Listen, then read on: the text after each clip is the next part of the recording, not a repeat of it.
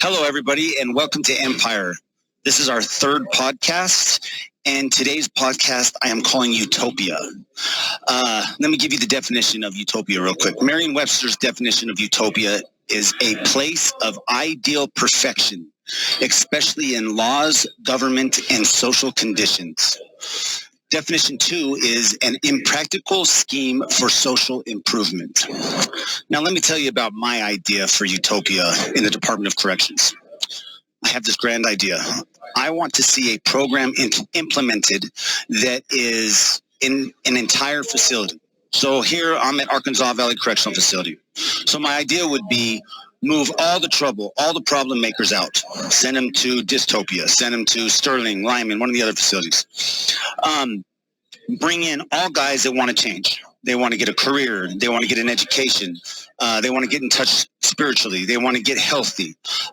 Maybe some trauma therapy. So bring in some therapists, life coaches, things like that. What we don't want to see is a whole lot of correctional officers running around with their handcuffs, mace, tasers. You know, of course it's necessary. We're not going to say that they're not necessary, but in their place. Let's not have them visual. Let's have life coaches walking around the facility. So what we'll do here at Utopia is create a place for education, job training, spiritual training, physical body. So I would like to see plumbing, HVAC, welding, any one of the trades that we can get in here, get as many as we can in here. Then maybe some computer stuff. You know, computers are mandatory nowadays. So maybe networking, anything like that. A+, get that stuff going. Then I would like to see a job come in for each one of those trades so that we could restore justice. So a lot of us have a lot of restitution, stuff like that, court fines, and we can't pay them. And like I talked about in my last podcast, our families are the one paying those. We're not. Everybody but us are paying for that. So say we go to welding class while we're here. We get certified. In the back, they create a trailer production place or HVAC. They're building vents, things like that they could export to job sites. A number of different things, you know. And after you complete your course, you can start working there. Then when we become parole eligible, I would like, or halfway house eligible, I would like to see the guys and women, of course, if we get this in the women's facility too, but I'd like to see the individuals go to a corresponding reentry home where the home wouldn't be, say, a sober living house. It would be reentry. We're talking about relearning how to live in society. So say you went to welding class while you were here, got certified, worked for a little while. You would go to the welding reentry home where you would then be working for the welding company. But at home, you wouldn't have anybody cooking your food. You wouldn't have anybody doing your laundry. You would have to learn how to live at home. You'd have to learn how to do your laundry. You know, we don't get to do any of that stuff in here. While we're in here, we're warehoused. We put our stuff in a bag. It leaves. It comes back. Boom. You know, we don't do it ourselves. Food, you know, we don't prepare anything. Shopping, you know, most of the guys that have been in here 20, 30, 40 years, they don't know anything about any of that. And they go home and they're overwhelmed and they get stressed and, you know, whatever happens, happens. So I would like to see the reentry home be a place where we get deinstitutionalized. But also where they're working, where, you know, so everything corresponds with it. But back to the facility. Sorry, I kind of got ahead of myself a little bit. So also within the facility, I would like to see spirituality because, you know, you got to be healthy, mind, body, and spirit. You know, it's not just AA, NA. Everywhere talks about having a higher power. So I'm not going to say it has to be any one spiritual thing, but offer everything. Let us get in touch with that spirituality. Give us counselors, chaplains, Buddhist teachers, anything that would help on that scenario. I think that having that along with the drug and alcohol treatment would be amazing. I would like to see not only going to job therapy, job training, therapy, stuff like that, but drug and alcohol. All of us have an addiction. I don't know the exact statistics on it. I'm sure you guys could look it up on Google or whatever, but I'm sure the majority of individuals incarcerated have a drug problem, and that's what led to their incarceration. I don't know one guy in here that doesn't have some sort of addiction issues. So I'd like to see that part of the program here. I would like to see drug and alcohol, life coaches, stuff like that, along with trauma. How many of us in here have had traumatic situations happen? I mean, I don't want to go into all the different aspects of it, but every single one of us has had a traumatic situation happen in our lives. We didn't just start committing crimes and living outside the law for just because we wanted to. Not saying that it was right, but while we're in here, we need to get in touch with what happened and why that happened. And what I see here is dystopia. I don't have therapy. I don't have drug and alcohol class. I don't have anything. I have a lot of things at my disposal that I can access. Like I can read books, self-help books. I can journal. I can do my art. You know, I'm a very good artist. I write. I do things like that. But I'm a little different than a lot of the other guys in here. I know that I have issues, and I know that I need help. A lot of the guys in here don't know that.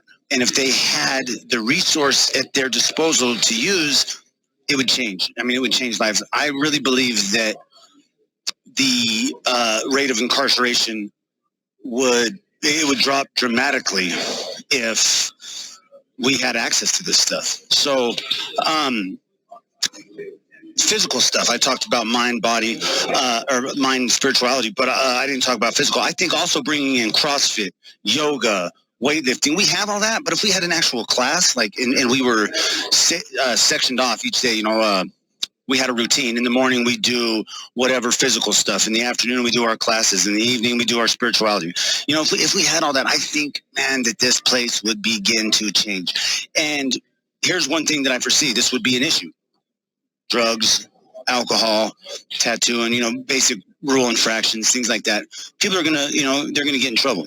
And how do you create a program that really stops all of that stuff? And my answer to that is, I first off, I believe that the program itself, after a period of time, would create an environment that stuff just people wouldn't want to be involved in it anymore, for the most part. But at the beginning, there's going to be a lot of problems. We're talking a 1,200-man facility turning into Utopia, turning into a facility for change. It's going to be hard. And the biggest problem I see is it getting shut down like other programs have because of one individual. So there's this idea that if one person does something wrong, we have to take everything from everybody else. Now, if we go into anything with that idea, we don't have control. Nobody has control over everybody. Somebody is going to make a mistake. Somebody's going to break a rule. Somebody's going to find a way to do something that they shouldn't. Someone's going to slip through the cracks and get in here that is not supposed to. Deal with them. Deal with them individually. That's my answer to that. We can't just shut everything down and erase good because of one individual. But what I foresee happening is people come into the facility for change, that it creates this environment slowly that says, hey, we're here for change, man. You're smuggling drugs in here. You're putting all of our addiction at the forefront of our minds and creating an environment that we don't want to be in. We're tired of that crap. It's put us here. We want it gone. Get out of here, you know? And people are going to be like, oh, that's snitching. You know, jailhouse politics say, you know, you can't snitch, you can't do whatever. But I think having a facility like this, people would start holding one another accountable, because it would just be an amazing. It would be the best thing that ever happened to the Department of Corrections ever. So there was a program, I think it was called Take Two, recently, that the Department of Corrections had implemented. Take Two happened in multiple different facilities. Inmates got paid minimum wage. They worked off site. It ended up getting shut down because one guy escaped. Well, we say escaped. I say he ran off. You know, he's outside, he's working. That's not really an escape, you know. He went AWOL. I mean, legally, yes, it's escape. But either way, they shut the whole place down because of it. How many lives were changing based on that program? And who came into that program to start off? Because, you know, there was a lot of issues. There was drugs, there were cell phones, There's a lot of stuff that was happening. So that happened because of the people that were coming into the program weren't the right fit. They weren't the guys that were supposed to be there. So who picked those guys? How did they say, hey, I want X, Y, Z for take 2? Did they just look at some folders? Did they get to know the individuals? Did they have somebody that really dove deep into who these people are as human beings, not just what's in their file? If you look at someone's file, every single one of our files is set up to say, hey, this guy is a bad person. He has committed crimes. He has broken the law and rule. He hasn't made it on probation. He hasn't made it in the halfway house. All that stuff is going to be in there. So looking at that folder, that file, you're not going to see everything that needs to be seen before you admit somebody into a program like that. So I wholeheartedly believe that if that admission process would have went differently and they really picked who came into the program at a human level, spoke with people, talked with people, and just picked the right guys, that program would have went completely different. And that's what I say. I challenge the Department of Corrections, if they ever see this, which I hope that they do, to, hey, take a look at my idea, man. Take a look at this. For the governor, for anybody that has any say-so in legislation or anything, you know, what is Stephen Ogden talking about right here? What is his idea? Because it's a good one. And I challenge you guys, come talk to me. I would love to give you my ideas and my expertise on the Department of Corrections, because, you know, in a sense, I'm an expert on it. I've mastered it. I've been here my whole entire life, and I want something different. And I want something different for everybody that comes after me. So that's my idea. That's my challenge. And I just want to, if anybody has any questions, would like to be involved with Empire, my address is 12750 Highway 96 at Lane 13, Ordway, Colorado, 81034. Or you can get in touch with me on JPay, Stephen Ogden, DOC number 109636. I would love to hear from you guys, hear any of your ideas, and we need supporters. So get in touch with me. Take care.